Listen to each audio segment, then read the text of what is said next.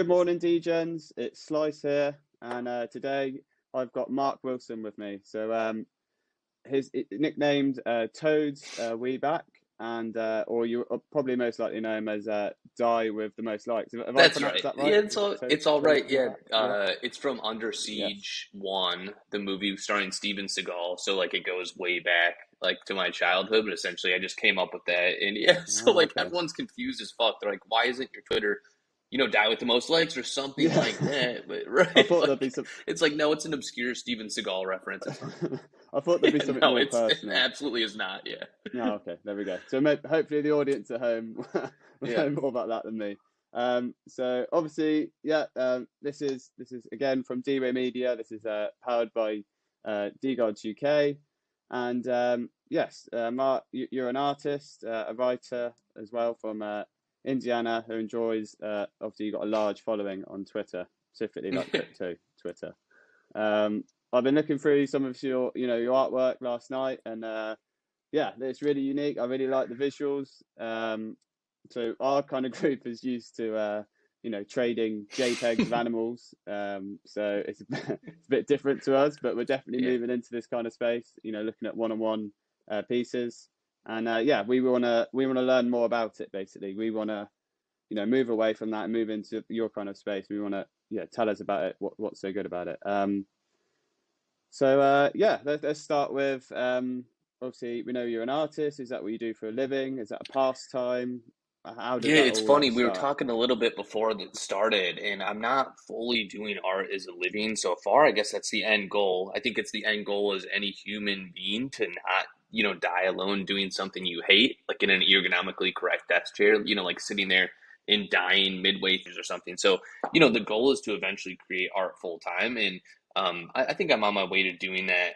But really, yeah, it's been forever, dude. Like I've always, loved creating shit and love making kind of I find it more of a necessity than anything else. Like there's something that goes on in my head and in my imagination that ultimately I feel like just needs to be dispelled onto whatever medium that is to help like share shit with people and change some Yeah, perspective or cause some happiness or sadness or revolt or something. So like I've been very blessed to to yeah, have yeah, people consume and appreciate some of the things I've been creating.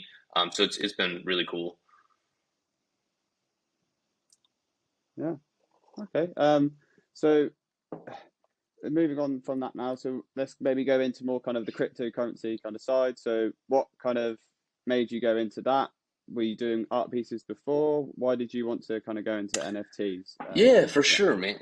Or do you have any history with crypto in No, general? zero Yeah. zero history with crypto whatsoever. I had heard about it a little bit, but really it's been kind of an adoption or a baptism into crypto, through art, through the NFT space, which I think is like a gateway drug for many of us, like we're kind of dabbling and it's like, well, Mm. this is kind of an easy way to, figure out what this all means or, start to figure out what it all means. I still don't have any fucking clue, to be honest. Like I'm just out there making art and like and like just hanging out with people, talking to cool ass people like you and other people on Twitter and stuff. So I don't even begin to want to explain how crypto works or anything like that. But it's really rad. Like it's like No. crazy the way that I feel like people have rallied around it, like we were talking about before as well, kind of like a religion in many ways. Like I think many of us find family, many of us find, acceptance and just those kind of overall cohesive vibes are in the space and we would like to rally around those. So like it's kind of cool to see both like art and then also Mm. obviously people who are more traditionally into crypto, kind of come together in this weird world where we're just celebrating kind of the peculiarities of our current time and our current existence. It's really cool. So yeah, it's like it really is kind of a gateway Yeah. drug into crypto, but I think they both kind of work together and exist step in step in many ways. Yeah. Yeah, so I was going to say, obviously, there is that side of it, but then there's probably like the logistics side. Like I heard that you did a online art exhibition, was it in Milan? Yeah, How did that go? yeah, Is that that was cool. because normally, obviously, artists would normally, their work would go up in an art exhibition and they take a certain percentage, but there's obviously a different way that, kind of attracts you to this kind of work, because the ease of how you can upload it and people can view it. So yeah, how Yeah, did that go? really interesting question there because that's something that I think is vital to the space as well to be able to display and look at it physically because otherwise it really is kind of a siloed like weird solitude experience which is very cool too. People can like have their own home gallery or Mm, explore things in VR which is really rad, but at the same time there's something human in that physical world that is a really cool merger between those two environments. So in Milan, what they did was they constructed these massive, structures that contain like big LCD or whatever it's called, LED screens. And then, the piece was up on yeah, those and someone could scan them to go to the marketplace and potentially bid on them or buy them. So it really was this kind of cool merger between the two worlds. I think we're still evolving there for mm, what that's going to look like in the future, maybe. But overall, like, yeah, it was so cool to then be able yeah, to like talk to the other artists who also had made insane stuff and who I only knew as kind of like weird internet strangers. And be like, oh, these are like real, these are real people yeah, who are fucking really cool. So, like, yeah, it was very crazy to experience for sure. It was in like you were saying, it's like it's pretty. I guess at the time, which was only 8 months ago, and things moved so fast in the space, it seemed like it was very, kind of what's the word for it, novel at the time, and now it's like it's starting to like kind of take off everywhere, really, when people are doing a ton of these physical, digital mm, exhibitions. yeah. Because I know obviously your work's on Ethereum, but obviously our kind of following is a bit more based on Solana, and I've been going to the hacker houses, Solana hacker Cool. houses, and there, like you said, there's developers, artists that come together.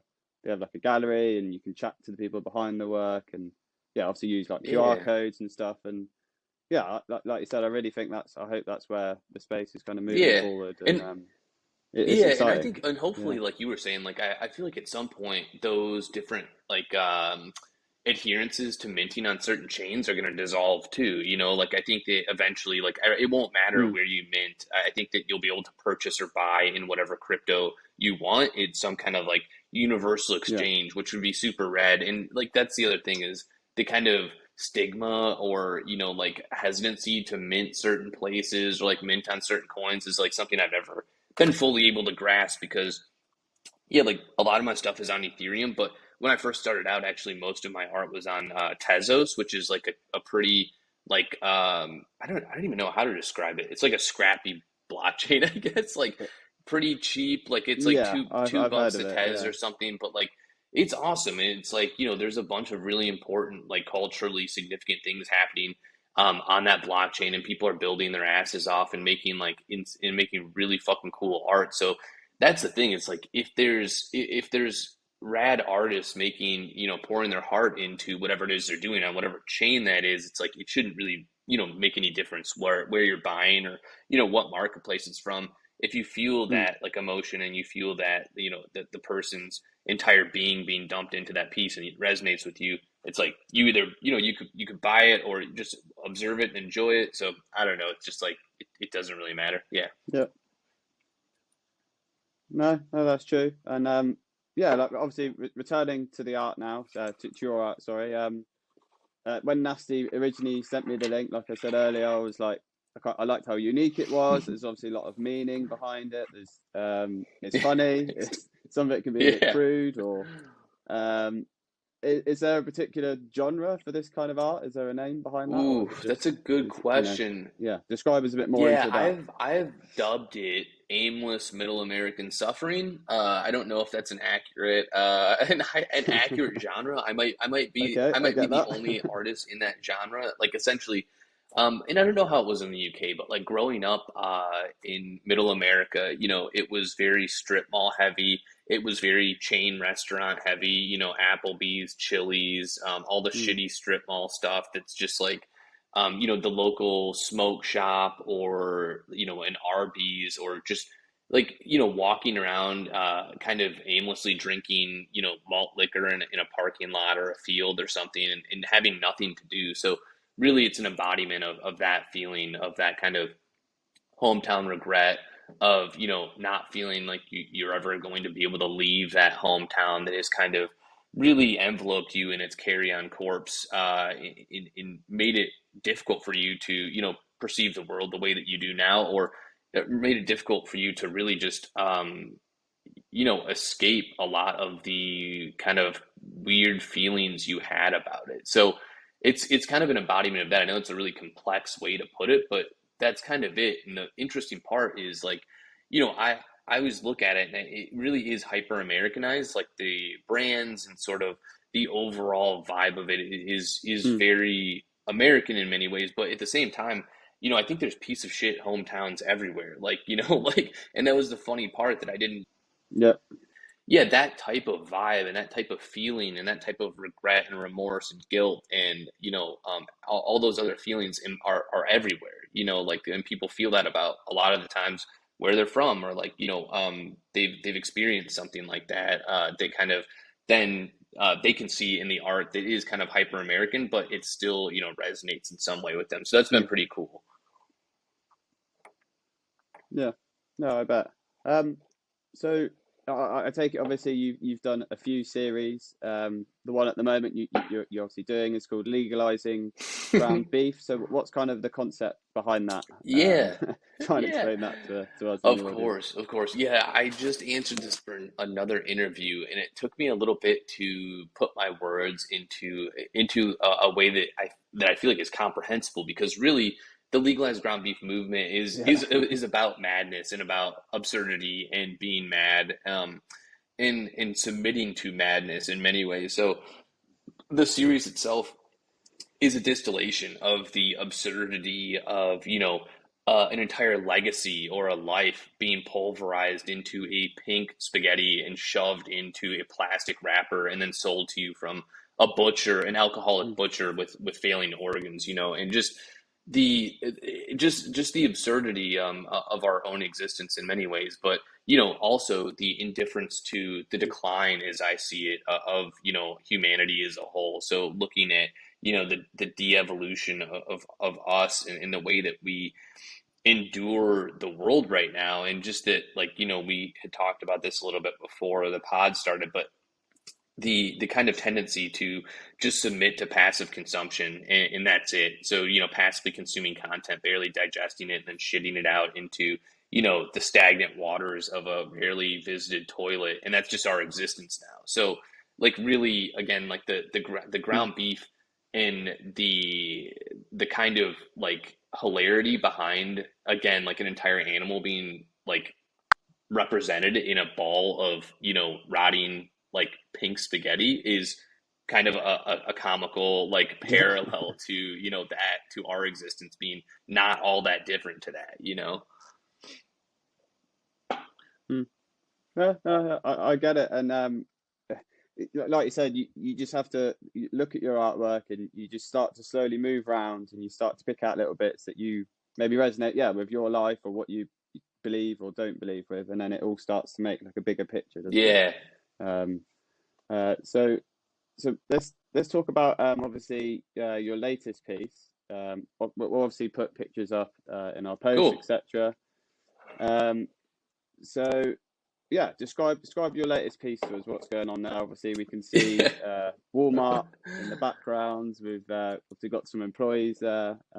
Yeah, what's going on there? Yeah, yeah. So it really is an examination of, um, you know, I think, like, really what we were talking about, again, like a little bit before the show, but it's like it's the need and desire to find salvation in places where it one likely doesn't exist, and two, um likely is just an absolute kind of house of horrors in many ways, or the potential or perception that somebody is responsible for providing a salvation or enlightenment or something, attending a store, or going to buy things and having your receipt looked over Mm, by a perceived savior, and like just and really just submitting yourself to this life of transaction and observing things in a way that, like, you think that you're somehow entitled to this saving, right? Like, and that entitlement Yeah.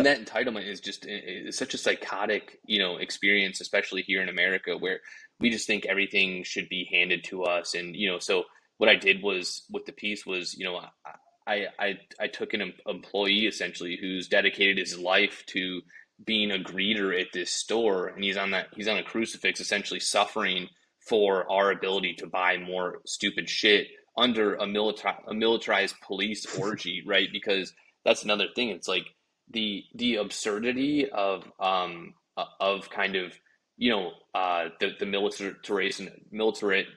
militarization of police here, and the crazy surveillance and just everything kind of embodied into that absurdist, I guess, glimpse into a potential future that I could see, where it's like, oh, yeah, of course, I'm going to Walmart to get a bag of Wonder Bread, and there's all these cops fucking below a crucifix, but I don't even really care because I just got my Wonder Bread and I got my Natty Light hat, and I'm gonna go home and beat off my favorite easy chair.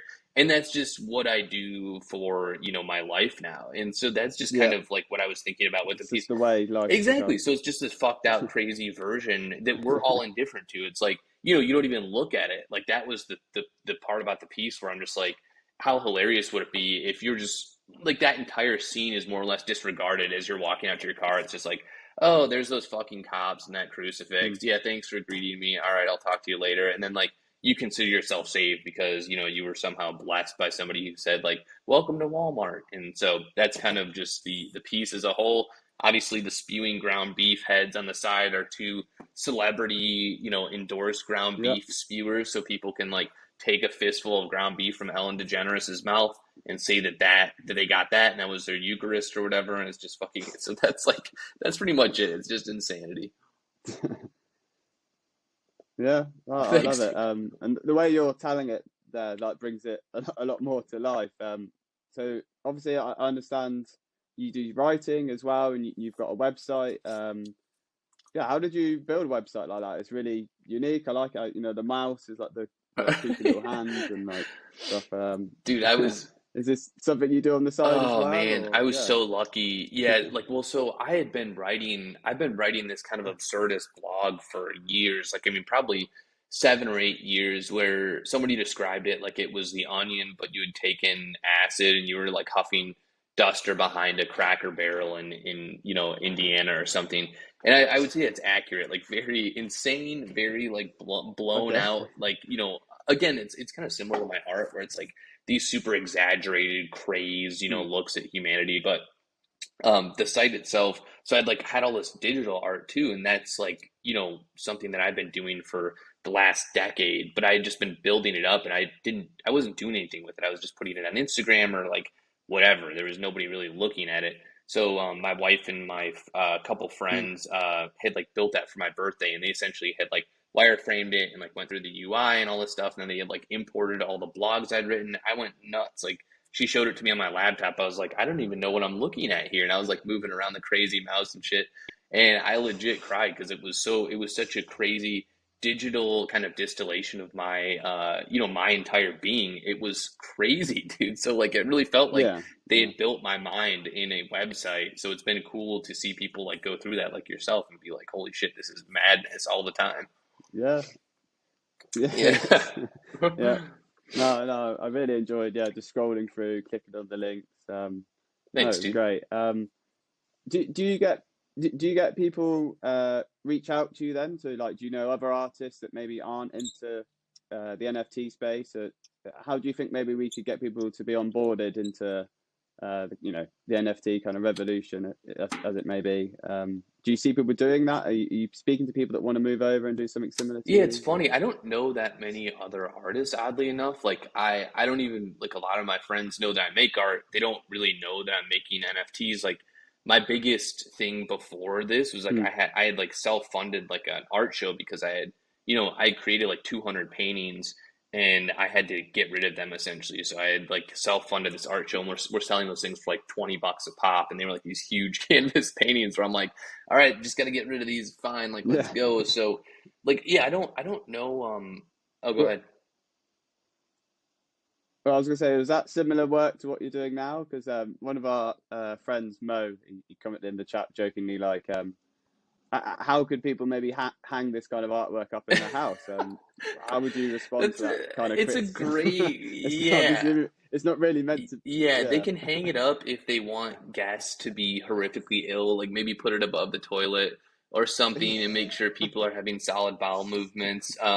No, it's funny. Like I think that there's a place for this kind of crazed, depraved art. Like even, I think it can be appreciated really wherever, to be honest. Like but it's not for everyone, right? I mm, totally get the comment. Like it would be hilarious to have like a huge, golden corral yeah, piece in your dining room, people like eating, a bunch of slop and like there's ground yeah, meat everywhere and stuff. So I totally get it. But it was funny. My friends were all cool enough to indulge, and I sold some pieces and got rid of some paintings. But for like onboarding people, yeah, I think the easiest and like best way to do that is just having that open mind. I mean, it's very cliche to say, but not to not look at newcomers with skepticism and suspicion, and just say like, look, welcome to the space, like mm, create whatever you want. We're a group of weirdos. Get after it. You're an artist. Put it out there and let's see what happens. And I just just eliminating. It's been yeah, said before, but eliminating any gatekeeping or anything like that to just make sure that people feel welcome and chill, because that's really what the community and environment should be all about. yeah, yeah. I agree. Yeah.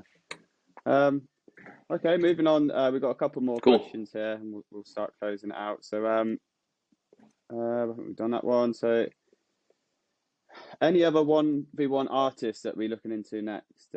So is there anyone you follow in particular? Any artists out there Yeah. on Twitter? Yeah, do you get any inspiration from other Yeah, people? well, a ton. Yeah, yeah. I'm trying to, I mean, like, dude, there's so many rad artists that I follow. It's really impossible to boil it down to one or two or three even. Like the way that I put it, and I'll give you a couple names, but like the way that I put our inspiration, Hmm. our kind of inspiration, the way that I put it right now, and maybe it's just me, but the way I look at things is like this like aggressively, this aggressive evolution, in the way that I like to put it, where we're constantly looking at each other's work, and I'm seeing hundreds and hundreds of pieces of incredible art a day, and I feel like it's pushing and pushing and pushing everyone to their limit of what they can do personally. So you're always looking at somebody else and looking at the beauty Mm, that they've poured into a particular piece, and you say like, look, I'm gonna level up again on my next piece and push myself to the absolute brink of being able to communicate what I want to put out there, because this person did that in this beautiful and eloquent way. So I feel like we're constantly in that mm, kind of mode of it's an organism that's just constantly transcending and constantly blowing outwards, which is really cool, spiraling yeah, out. A couple of artists that I personally love is, my one of my really good friends is Sky Golpe. He's this crazy Italian artist that makes these like sick portraits that have these insane textures and, a lot of like really cool subtle meanings. So whereas my stuff is more beat you over the yeah, head, his stuff is like, yeah, you can really look at it, meditate, and figure out how you emotionally connect with that piece. I love Sarah Zucker, mm, who makes these crazy like old school vintage VHS type video stuff. She's really killing it. Matt Kane is another like generative artist who created the series Gazers. That's really really cool. Like it follows the constellation system in our sun and stuff. So I mean, there's just so many insane ones out there. It's tough to say, but again, I think that all of us are inspiring each other in like no matter how big or small. Like if you have 100 followers or 10,000 followers, mm, I'll see somebody with 100 followers and be like, "This piece is rad! Like, what the hell? Like, this is awesome!" And reach out to them and say yeah, it's awesome. yeah, So yeah, it's exactly. it's cool that it's kind of been, it. I would like to see more of it, but it's cool that it has been at least a little bit more so democratized or something where like people can just come in. If it's a sick piece, it's a sick piece, and that's really it. So Yeah, no, I agree. I yeah. agree with that. I noticed recently one of your tweets that made me laugh. It's obviously a picture of two DJs, I imagine, saying like "Good morning" or "GM GM," and then in the background there's obviously like the gym. Is that you kind of implying that people aren't going to the gym and they're like stuck degenning, and what's kind of do you believe in that kind of culture, or Yeah. what's that kind of Oh, it's representing? funny, man. I kind of looked at it like, well, I kind of I use this term a lot, insect toil, essentially, which, is again kind of a throwback to our transactional nature as humans. So I kind of put that gym is, a parallel to, our tendency to just say GN every or GM every morning, GN every night. It's like the person at the gym who's just like lifting the weights over and over, and just like, the Okay. repetition where it's just Yeah. like there's no thought at all behind it. You're just there, just like doing that same No. motion for hours and hours and hours and days and days and days. So that's kind of what that was an It's examination of. part of the routine now. Exactly. Yeah. And everybody adheres to it. It's just Yeah. like it's there. In many ways, I really wish that there wasn't just like GM and GN, like put something else, put anything else on there, like put like GM, like whatever, like, yeah, I Okay. just, just like the very basic ones where it's GM with the coffee cup. I'm like, dude, I'm good. Like, I don't really need to see it, but Yeah, yeah. that's it. Oh, maybe you could come up with a new phrase in your I next speech. know. Maybe Well, I've we been could using, start I forming around know. that and I saying use that to. good meat for my stuff, which is like a takeoff of that. So it's like Yeah. the meat or whatever. But yeah, it's crazy, dude. Okay. Um, okay, so I think we'll start to finish up Sounds good. now. But I suppose, yeah, the last question. Obviously, we can see your work on Super Rare. Is there any other places we can see your artwork? And yeah, when are on Solana? When is it coming Dude, across? I could, I know you touched on it yeah. earlier. Well, I could. I don't even know. I need to start looking at. I don't even know what the marketplaces are. So part of it's just naivety on my end, where I'm just like I think that as an artist, and then like working this other full-time job, like you only have so much capacity to learn about whatever Mm. it is that needs to happen or something. I know there's exchange art, I think, or something. Okay, Exchange art. that's one of them, Yeah, but I have no idea if that is like yeah. invitation or if you're onboarded. So I wouldn't be opposed to minting on Solana for sure. I just need to look into it, I guess. I haven't had a chance, but mainly, yeah, Mm. super rare, and then object.com is like where many people go for Tezos related art. And I have a shit ton of stuff there, like just madness, like a guy fucking a Twitter bird, in like an NFT sales bar going up and down, like based on him like thrusting and stuff. There's like weird stuff that has been like, last March essentially was when I started to like really mint a lot. And it was like just like the most bizarre stuff that's kind of in the same realm as that Yeah, Walmart piece. But yeah, those are the two places right now. And yeah, I mean, like shit, I'll start looking into exchange art. And then if you have any other recommendations, of course, let me know. yeah, We'll chat after, and I'll see what's up. yeah. For sure. Yeah, I think you should definitely do that. Is there anything you want to leave the audience with? So obviously that last piece you did was the 13th of the final series. Is there anything coming forward? What have you got planned for the future? Man, I've got a crazy object drop with Fake Whale, who's this cool curation place, and team. They're really chill, and they've got an incredible eye for art, and really, not falling into that cycle of celebrity worship, or, just like these piece of shit projects that come out that like some celebrity stamps their name onto, and all of us just like have to endure and bootlick and like love the terrible Mm. art or whatever it is, because because they've been on season 2 of whatever, America's Got Talent or Big Bang Theory or some piece of shit show. So like they're in it for the art, they're in it for, actual culture and actual, like community and stuff. So Yeah, I'm going to be doing an object drop with them in mid-September. But otherwise, yeah, I'm just going to keep making crazy shit in testing people's limits and plunging our mm. collective consciousness into madness and depravity and despair. So I'm ready for it. Love it, love it. Okay, great. Well, yeah, I think that's us finished for today. Obviously, we'll put your artwork, we'll put the links, everything in the description. So this has been DWA Media. This has been Mark. Thanks for Yeah, joining thank us, you, dude. Mark. Appreciate it. It's been great to speak to you Yeah, today. sounds good. Have a good one. Yeah, enjoy the Cheers. rest of your day. Uh, Hopefully, crack into a couple cask ales or something. Yeah, I may do. I may do. Yeah, and as always, please like, subscribe to our channel.